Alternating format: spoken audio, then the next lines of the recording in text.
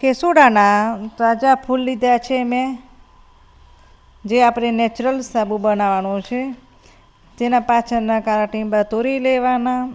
એક તપેલીમાં 2 થી 3 ગ્લાસ પાણી લેવાનું છે, જે આપણે ગરમ કરવા મૂકી દીધું છે. એની અંદર ફૂલ, આપણે તાજા ફૂલ છે તે નાખવાના. ફૂલ નાખ્યા પછી પાણી બરાબરનું ઉકાળવાનું છે. આવી રીતે તમે જોઈ શકો છો કે અંદર ફૂલ નાખી દીધા, અને ટીંડા પણ પાછળના કાળો ભાગ છે ટીંડાનો તોડી દીધો છે. આપણે એ તોડીને સાફ ફૂલ હોય એ જ ઉકાળવાનું. પાણી બરાબર ઉકળી રહ્યું છે, તમે જોઈ શકો છો. કેસુડાનું એકદમ સરસ ઉકળી રહ્યું છે. એ 2 થી 3 ભાગનું બળી જાય ત્યાં સુધી આપણે ઉકાળવાનું.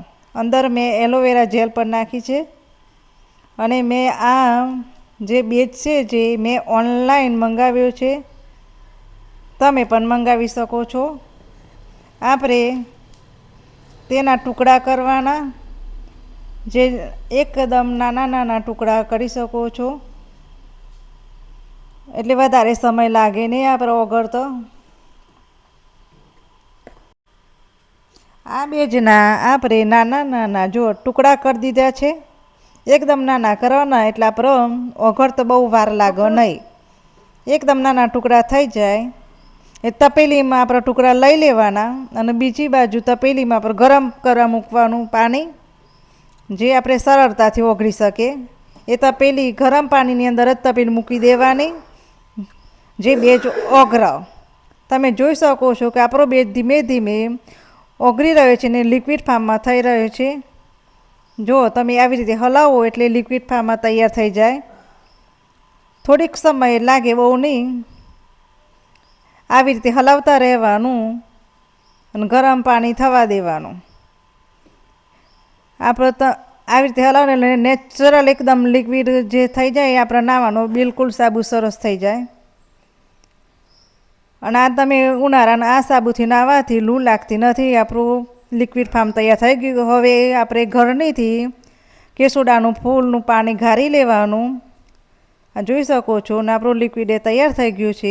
હવે બંનેને આપણે મિક્સ કરવાનું છે, જે ધીમે ધીમે એડ કરીશું. કેસુડાનું પાણી અને લિક્વિડ ફાર્મ બંને રેડી, અને આપણે મિક્સ કરીશું, હલાવશું, જે એક રસ થાય. અને કલર પણ સરસ અને ઘાટો નેચરલ કલર આવે. જુઓ, આ એકદમ કેસુડાનું તાજા ફૂલનું કલર. અને એના અંદર નાખી છે વિટામિન ઈની ગોળી લીધી છે, જે 2 લીધી છે મેં. તમે પણ લઈ શકો છો ગોળી. તો આવી રીતે 2 ગોળી અંદર નાખવાની, જે વિટામિનની ગોળી અંદર શરીર માટે સારી છે. હવે આપણે આ મેટ લીધી છે, જે મેં ઓનલાઈન મેટ મંગાવી છે.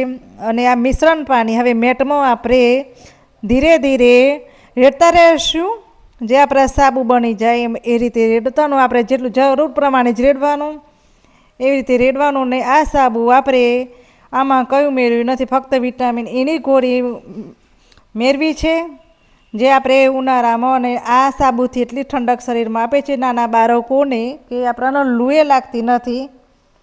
તમે જોઈ શકો છો કે આપણે આ રેડી દીધું છે મેટ, જે એકથી હવે.